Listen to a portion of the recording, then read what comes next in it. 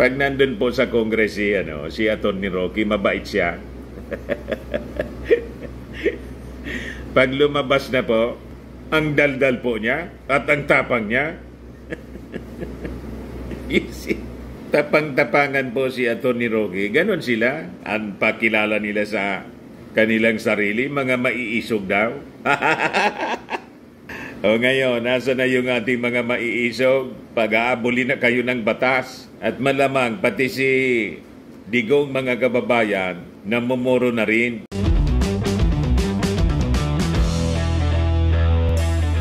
Ito naman po yung bago naming product na binibenta online. iGlow Serum Whitening po siya. Tingnan ninyo yung epekto sa aking anak na architect before and now. Yung mga inquiries po ninyo, dumiretso na lang kayo sa kanyang Facebook account, Riz Maravillas. Para mga kababayan, magkakatotoo yata yung ating mga propesiya. Bakit niya, Mr. Maravillas? Anong uri ng propesiya niya? Yung mga pinag-usapan natin na malamang mga kababayan magsama-sama sa kulungan, yung mga magbabarkada at mag-aamo. Ito ngayon yung mga balita ngayon, mga kababayan. Si Atty. Harry Roque wanted na po. Ayan po, House issues arrest order but cannot find Roque. Umis ka po na rin po.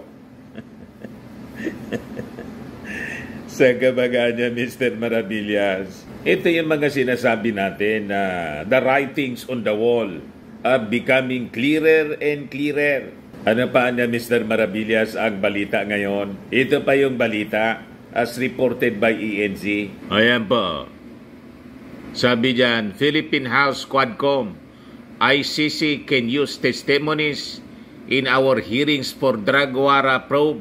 Tapos, sabi sa interview mga kababayan kanina ng ANC kay si Atty. Howard Calleja po, taga rito sa amin, Albayano, ng isang bayan, baka daw ngayon mismo na katapusan ng September or kundi before na mag-filing ng Certificate of Candidacy yung mga tatakbo sa eleksyon, baka daw ilabas na yung warrant of arrest laban kay dating Pangulong Digong.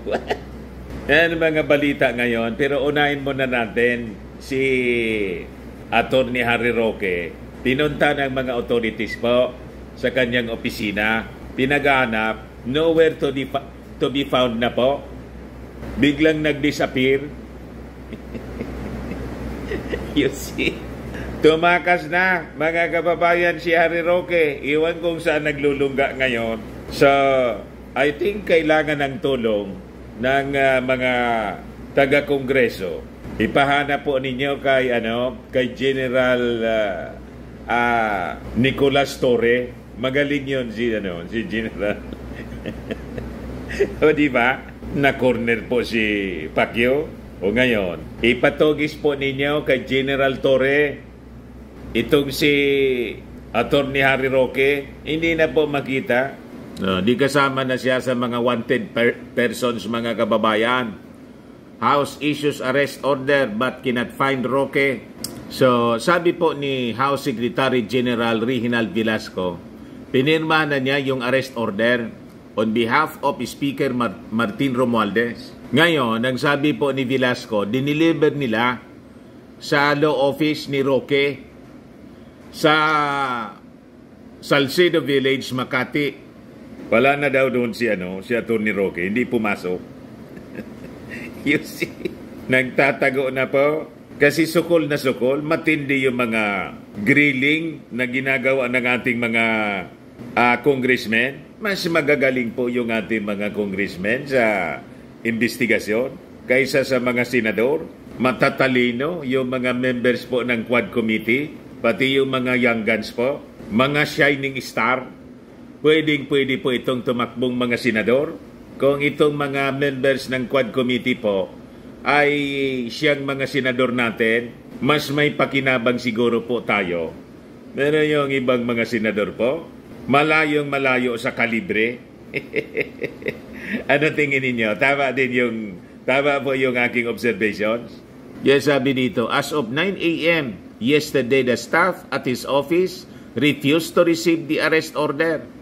Elements of NCRPO are still at the place below waiting to effect the arrest. Ngayon, sabi ni Velasco, wala niya doon, hindi matagpuan ng aming mga agents. Ngayon, sabi dito, in one interview, committee co-chair in Surigao del Norte, Representative Robert Ace Barbers, said there is overwhelming circumstantial evidence linking Roque to the Pogo Hub. Pinasasubmit din si Roque ng kanyang salin kasi biglang yaman po. Duda yung ating mga congressmen, galing po sa illegal operations ng Pogo, ang yaman po ni Attorney Roque. Ngayon, sabi dito, ask for comment on Roque's pronouncement that he would no longer attend House hearings as he branded the Quad Committee as a kangaroo court. Sabi po ni Congressman Barbers, it was Roque Anya who offered that the documents are open to scrutiny. The difficult thing about Mr. Harry Roque is that he says a lot of things outside the Quadcom. Justify your refusal to submit the documents here. Don't do that on social media. Let us debate here, sabi po ni Barbers. Pag nandun po sa Congress si Atty. Roque, mabait siya. Pag lumabas na po, ang daldal po niya at ang tapang niya. Tapang-tapangan po si Atty. Roque. Ganon sila. Ang pakilala nila sa kanilang sarili, mga maiisog daw. O ngayon, nasa na yung ating mga maiisog? Pag-aabuli na kayo ng batas. At malamang pati si Digong mga kababayan, namumuro na rin. Ito ngayon yung mga balita. Ayan po, pakinggan natin itong report ng ENC po. Yung audio lang mga kababayan. A congressional arrest order issued for former Duterte spokesperson Harry Roque after he snubbed si Roque muna. Inquiry into his links to illegal offshore gaming firms. Meanwhile, an arrest order for former President Duterte is expected to be issued by the International Criminal Court soon. Tapos, mga kababayan, soon daw, malamang ipalabas na ng ICC yung arrest order laban kay Digong. From RG Cruz. The House Quadcom won't submit their investigation to the International Criminal Court because the country is no longer a party to the ICC.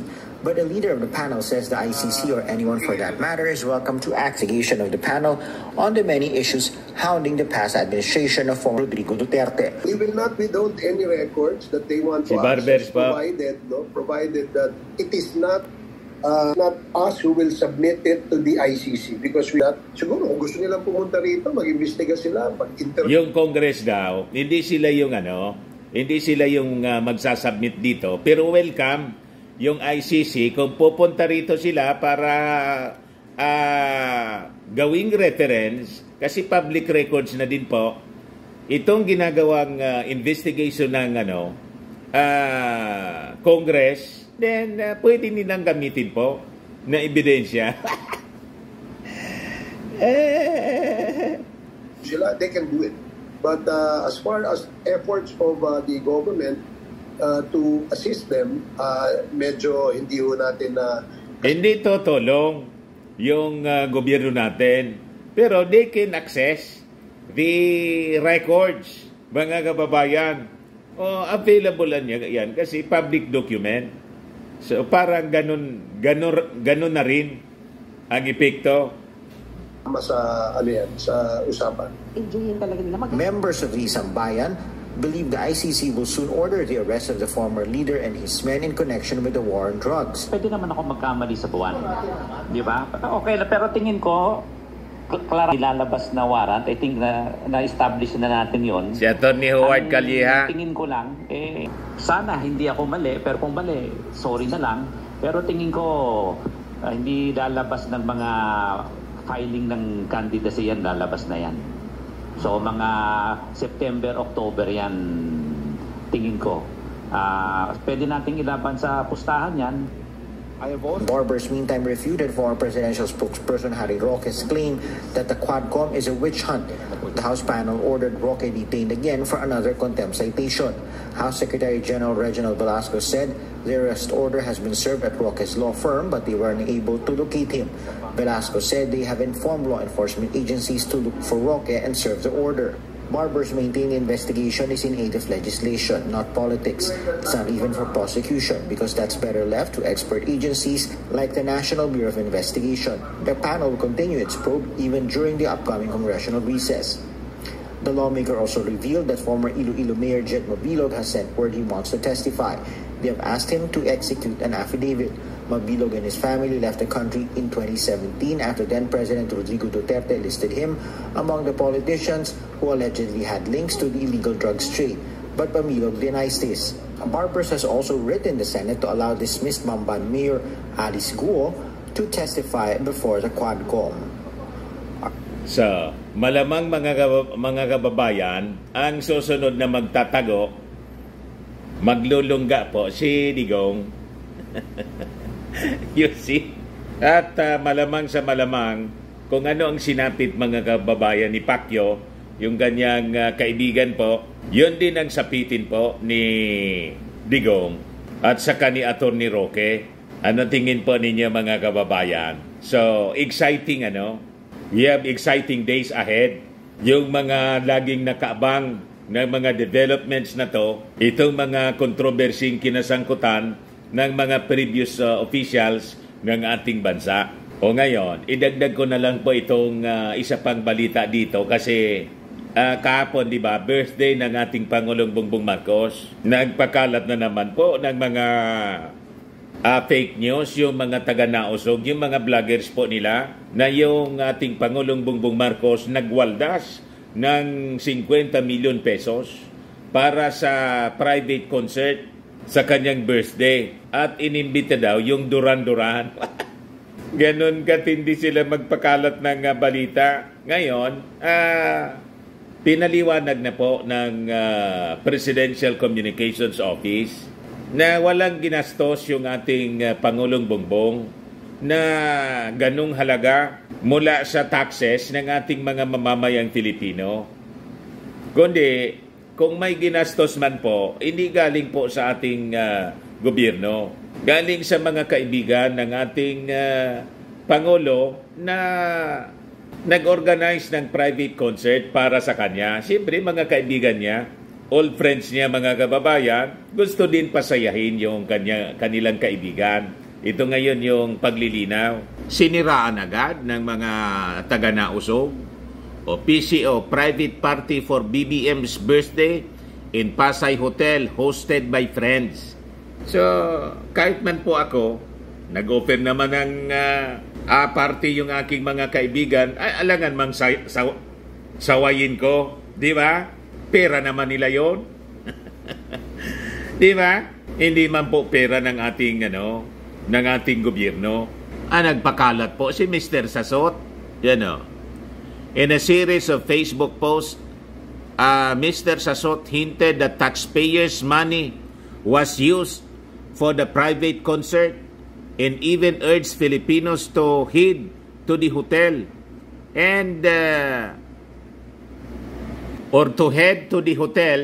and participate in the party. Ginatungan pa yung mga tao, puntaan niya kayo doon para makiparty. Ganon sila mag-isip po. Napakawalang iya itong mga taong ito. Kaya sabi po, paliwanag po ng Presidential Communications Office na wala pong public funds na ginamit dito sa private party ito ng Pangulo na ginawa po sa isang hotel sa Pasay City kahapon. Kasi ito po, inorganize niya ito ng mga barkada, mga kaibigan ng ating Pangulong Bongbong, mga old friends niya. So sabi diyan, the President spent his birthday as just another busy day in the office with the same dedication to his job. that has marked his presidency. Nandun siya po sa Nueva Ecija, mga kababayan, nag-distribute ng mga ayuda sa ating mga magsasaka. The usual. Pero nung gabi, mga kababayan, in-invite din siya ng kanyang mga kaibigan. Yun pala, may private concert po. At hindi alam ng ating Pangulong Bongbong ang in-invite ng kanyang mga kaibigan to entertain si Duran Duran po. Ayan, after a tiring day filled with official engagement, he attended a party thrown by his old friends at a hotel in Pasay. And to his surprise, in appreciation, music was provided by Duran Duran. Yan po yung paliwanag po ni Communication Secretary Cesar Chavez, and denied that government funds were used for the party. No cost niya to the government. Ayan po ang paninirang puri ni Mr. Sasot. Yan, Duran Duran, the Filipino people would like to know if you sang your 80s hit White Lines during your private concert for the Philippine President birthday, which Filipino taxpayers paid for. Huwag kayong papayag na di kayo a-attend ng Duran Duran private concert para sa birthday ni BBM sa Manila Ballroom ng Marriott Hotel. Pera nyo yan, mga taong bayan, hala, lusob. Kayo namang mga taga Marriott Hotel na mga empleyado, huwag kayong papayag na hindi mabulgar yan. Manila Marriott Hotel, pera nyo yan, pera ng taong bayan yan. Hala, lusob mga taxpayers sa Manila Ballroom ng Marriott Hotel. Ongoing pa ata ang taxpayers paid concert ng Duran Duran for birthday of BBM. Ganyan sila kabastos, mga kababayan. Ganyan siya katindi magpakalat ng fake news. Sabi ko nga, mga kababayan, aniwala kayo dito kay Mr. Sasot. Iyong sarili nga niya, hindi niya pinaniwalaan na lalaki siya. Di ba? Yung pagkatao nga niya, hindi niya kilala na lalaki siya. Sarili niya, pinagluluko niya. Tayo pa na mga mamamayang Pilipino. Kaya kung kayo naniniwala sa mga pinagsasabi ni Sasot, may nang klase kayo, may nang nilalang. Hindi ba kayo nadala sa mga pagpapakalat nila ng fake news? Sabi ko sa inyo, pag mga nausog vloggers, lahat sila mga sinungaling, mga fake news peddlers. Kasi nga po, mismo ang idol nila, yung leader nila, sinungaling. Yung spiritual advisor nila, tingnan ninyo, nasa kulungan na. Dahil sa mga malalaswa na ginawa sa kanyang mga members. So yun po yung mga pinakalat ng mga nausog vloggers. Isa lang si Mr. Sasot sa nagpakalat niyan. Ang dami kong nakita na mga post ng mga 50 million daw po yung winaldas ng ating Pangulo. Ganon sila, mga kababayan. Matindi ang galit nila. Hindi man sila inaano. Sige lang ang trabaho ng ating Pangulong Bongbong. Kaya nga po, tingnan ninyo sa latest survey. Lumipad yung approval ratings ng ating Pangulong Bongbong sa SWS survey. Ito nga may statement na yung ating Pangulo. President Ferdinand Marcos Jr. on Saturday considered his positive satisfaction rating as a challenge to further improve the government's performance in serving Filipinos. Yan po. Sabi diyan, while we are elated by this validation of our hard work, we view it more as a challenge to do even better. Indeed, positive ratings always encourage us, but we remain focused on improving the key metrics that fulfill our promises to the people. We take the high road in our efforts, not merely to seek popularity, but to render genuine and effective service that improves our people's lives, strengthens our nation, and secures our future. More than the results of any opinion poll, this is the true reward and reaffirmation we seek, sabi ng ating Pangulong Bongbong. Di ba, mga kababayan? Sa mga naghanap ng malinis and spacious fitness gym, pumunta lang po kayo sa aming Colossal Fitness Gym. We also offer Grab Car Rental with our brand new 2023 model ng Toyota Innova. We also accept booking for those who are planning to travel via PAL, Cebu Pacific, and other airline companies, local and international, and bills payment for Meralco Bills, PLDT, Aleco Bills, etc. Ang Colossal Fitness Gym is located at 3rd floor Security Bank Building, Landco Business Park, Legazpi City, Albay. For inquiries, look for Chilon Maravillas. Contact number 0966-802-0949. Yan yung aming Innova. Lagi na pong matao sa amin. Pati mga foreigners po, tingnan ninyo, mga British tourists sila. Ang lalaki ng katawan na, mga kababayan, nag-gym sa amin. Ito naman po, international. Ito mga mga European sila. Ito naman yung bago naming product na binibenta online, iGlow Zero. Whitening po siya galing sa South Korea. Tingnan ninyo yung epekto sa aking anak na architect entrepreneur, Riz Maravillas. For inquiries, look for Riz Maravillas on FB. Ito naman po, Firmax Firming and Lifting Cream. Pinapahid po ito sa mga pulses and affected area. Mainam po ito sa mga pains at paninigas na mga kaso-kasoan. Ito po, Automax Radiant Serum. Sa mukha naman yung application. Anti-aging po siya. You will look 10 years younger than your age. Sa mga cancer patients naman po, baka lang gusto ninyo itong itry. Nengxia Red Mixed Fruit Drink. Hindi man po siya gamot, food supplement siya. Kaya lang, gawa siya mga kababayan sa goji berry. Yung goji berry may anti-cancer properties. Yung mga inquiries ninyo, dumiritso na lang kayo sa aming messenger sa Facebook para masagot namin agad. Ayos po. Ako po si Dante Maravillas. Bye-bye. God bless.